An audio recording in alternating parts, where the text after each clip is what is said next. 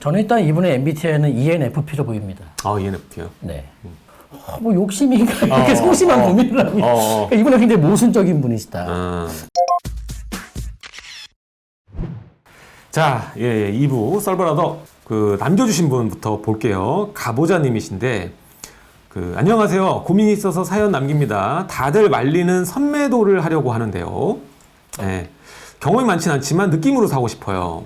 아, 느낌으로 사고 싶다고요? 느낌. 이분 MBTI 궁금한데. 주변에서는 간이 크다고 욕을 좀 먹고 있는데요. 느낌과 간이 나왔어. 네. 지금 평촌이시래요. 평촌이고 같은 단지 20평에서 30평대로 갈아타려고 하고 11억입니다. 6개월 내에 현재 집을 팔아야 되는데 타이밍이 어떨지와 또 2주택으로 가고 싶긴 한데 지금 자본으로는 투자가 현실적으로는 불가능한 시정이기 때문에 너무 욕심이기도 쉽다라고 합니다. 그래서 지금 4억 정도 대출 받았고 월수입은 합쳐서 세후 750 정도인데 지출도 꽤나 있는 편입니다. 어떻게 하는 게 좋을까요? 라고 했습니다. 정리를 해보자면 지금 평촌 살고 계시고 같은 단지 20평에서 30평대로 갈아타려고 하고 지금 선매도가 아니라 이제 선매수, 후매도 전략을 하시려고 하는 거예요. 아, 선매도가 아니라 선매수, 후매도를 한다고요? 그치. 본인. 아, 그럼 본인도 잘못 적은 거예요? 잘못 적은 거예요. 그래서 이분이 느낌이 정말 좋은 거예요. 느낌. 간이 크시고 평촌에 거주시는. 네, 맞아요. 근데 같은 단지면은 저는 사실 글쎄요. 약간 투자 자본도 어느 정도 있다고 하셨잖아요. 지금 현재 자본으로는 현실적으로 불가능하지만 조금 돈은 있는 거잖아요. 욕심이다라고 싶기도 하니까. 그래서 제가 볼 땐 간단하게 봐도 지금 6개월이라고 얘기하는 건 이제 대출 때문에 그러신 것 같아요. 이제 대출까지 결합되면은 이제 6개월 내에 기존 주택을 팔아야 되는 그런 게 있으니까 그것 때문에 걱정을 하시는 것 같은데 또 이제 세후 수익 보면은 그렇게 낮지 않거든요. 이제 부부가 이제 750 정도면은 지출이 좀 큰 편이라고 하시는데 이건 뭐 제어할 수 있는 금액을 좀 제어하면 될 거고. 돈도 많이 쓰시네. 그러니까요. 한 뭐 4, 500 쓰시나 봐요. 네. 그러니까 어쨌든 간에 이런 상황이에요. 그래서 어떻게 선매수 추천합니까?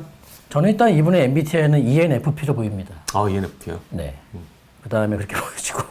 네. 일단, 간이 굉장히 모순적인 분이세요. 왜냐면 간이 크다고 했는데, 뭐 욕심인가 이렇게 소심한 고민을 하고 그러니까 이분은 굉장히 모순적인 분이시다. 잘하면은 ENFP가 아닐 수도 있어요. 근데 이제 이런 경우에는 지금 보면 평촌에서 20평에서 30평으로 가고 싶다. 네. 저는 지금 나쁜 시점은 아닌 것 같고요. 그리고 본인께서 평촌에서 계속 거주하고 싶은 생각이 강하신 것 같아요. 살기 좋으니까.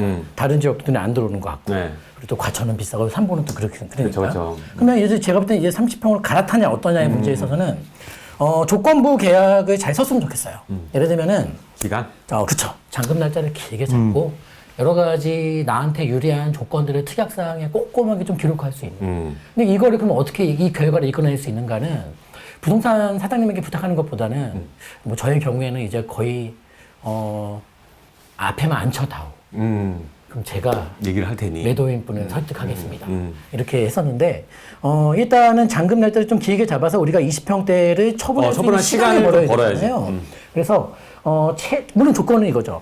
길게 잡고 내가 20평대가 잘 이렇게 매도할 수 있는 그 시간을 버는 조건을 집어넣고 만약에 20평도 안 팔릴 수도 있잖아요. 확률은 적지만 그랬을 때 내가 30평을 그러면 일단은 전세를 놓고 어떻게 갈 수 있는지에 대한 자기만의 자금 계획을 한번 수립했으면 좋겠고 이 전체적인 방향은 나쁘지 않다. 그리고 MBTI 다시 한번 해보셔라. 굉장히 모순적인 성향을 갖고 계시다. 저도 이거는 뭐 동의하는데요.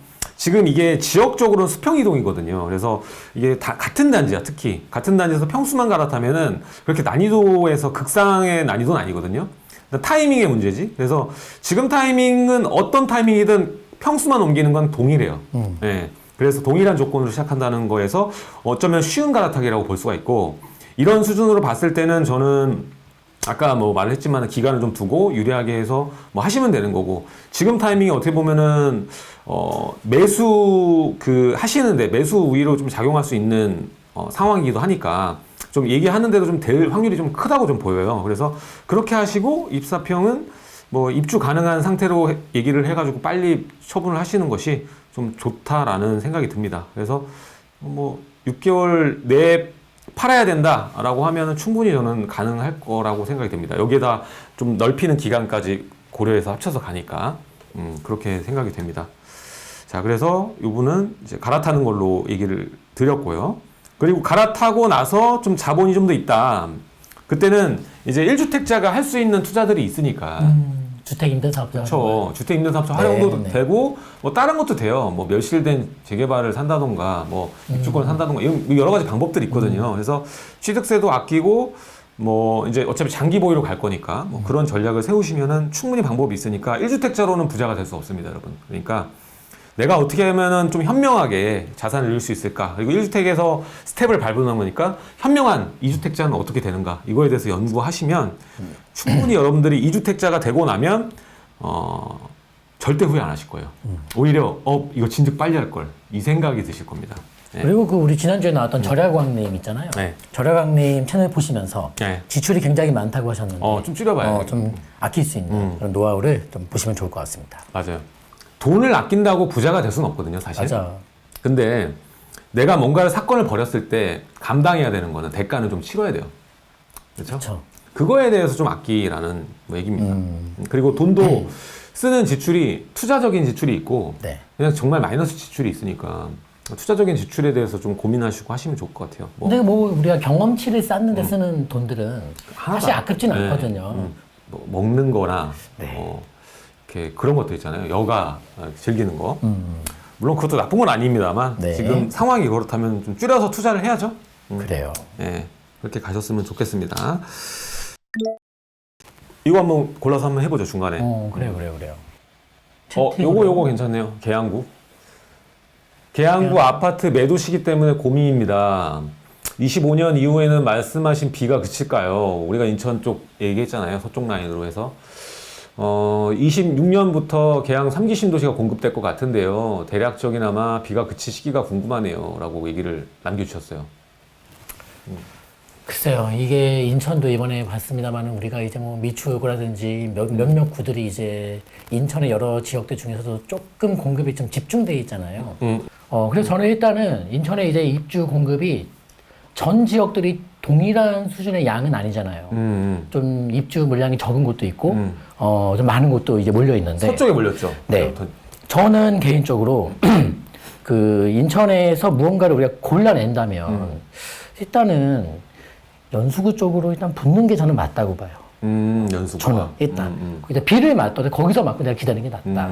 그래서 뭐 송도 갈 돈이 없다라면 송도 인근의 동춘동이라든지 뭐 이렇게 우리 그쪽 라인으로 수인선과 이제 우리 뭐 원인제역과 아무튼 이제 뭐 동막역, 뭐 동춘역 뭐 이런 지역들 주변으로 거기서 저는 기다리시는 게 전 좋지 않을까 싶고 일단은 제가 봤을 때는 인천에서도 가장 뭐 직주 근접이며 교통 호재며 일자리며 모든 게 학군이며 가장 완벽한 자리가 아닌가 싶어서 그 정도라면은 저는 이런 고민 없이 그냥 버티라고 할 수 있을 것 같아요. 이분은 지금 들고 있는 게 계양이잖아요. 그러니까 약간의 공급이 이제 이동을 스트레이트로 이어지고 있죠. 이동을 한번 염두에 보시면 근데 어떨까? 계양으로 좀 드셨을 것 같은데 지금 계양도 뭐 집중되면서 인천 올라갈 때 꽤 많이 올라갔기 때문에 네. 좀 되셨을 텐데 요거를 파는 거에 대한 거를 생각하신다면은 거주하는 집인지 뭔지 모르겠지만은 지금 그거를 정리하고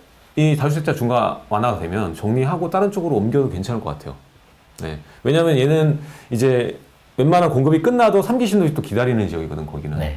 그래서 옮기면 이제 옮기면 날 것 같아요. 그리고 사실 연수구는 그 GTX 우리 이제 시작점이 송도잖아요. 송도 인천대구역인데. 또 인천 KTX도 그쪽 위에 올라가잖아요. 예, 저는 연수구 쪽은 뭐 뒤늦게나마 GTX 신규역사 끼어들기 이슈에 오를 것 같고 신규역사 하나 정도는 놔줘도 될 만한 그 현실적인 여건이 아니냐. 이런 뭐 망상에 입각한 잠재적인 그런 것도 있다. 그래서 일단은 인천의 강남구가 될 자리는 저는 연수구로 붙어 계시는 게 가장 안전한 게 아니냐 싶습니다. 예. 근데 연수구에 우리가 송도만 있는 건 아니다 보니까. 네. 맞아요. 그렇습니다. 다음 질문 좀 살펴볼게요.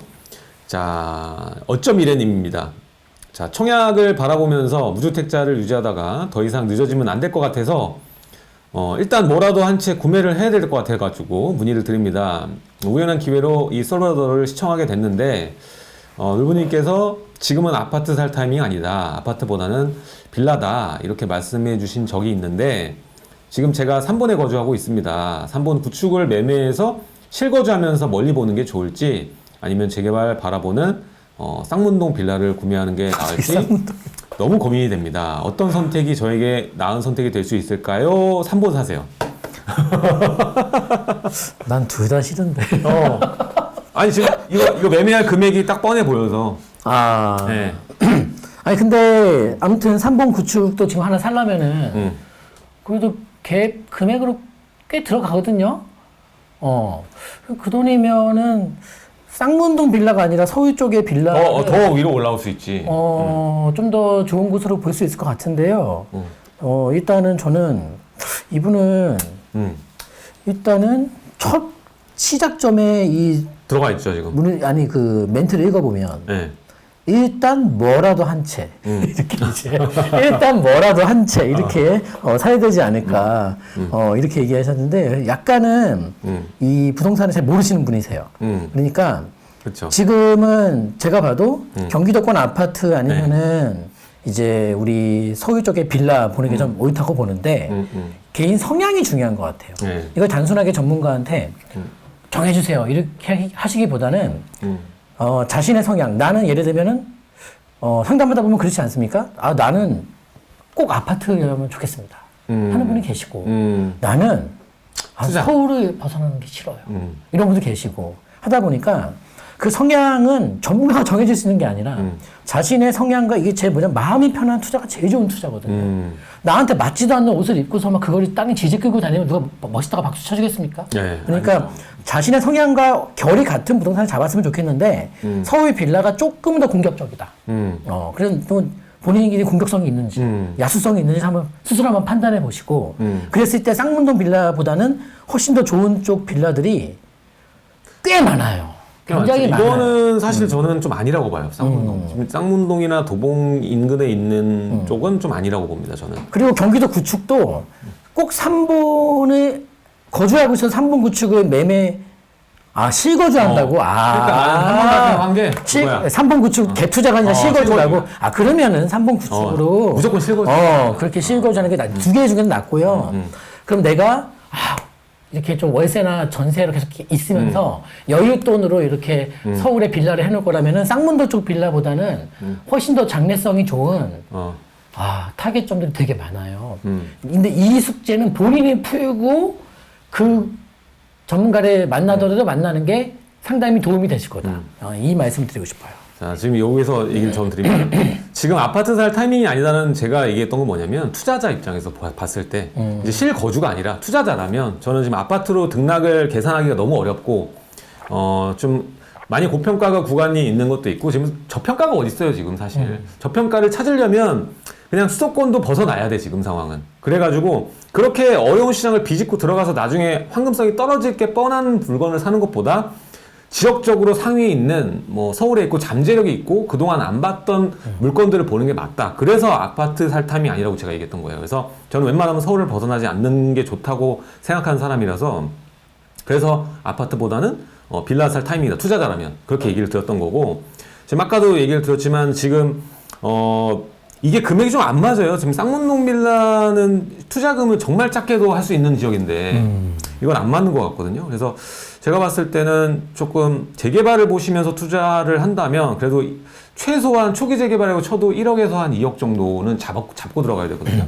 그래서 정말 공격적으로 하실 거라면은 서울 빌라를 사도 되는데 지금 처음이고 이제까지 무주택자를 유지하셨고 청약을 기다리셨다. 그러면 거주 안정성부터 전 채우는 게 맞다고 봐요.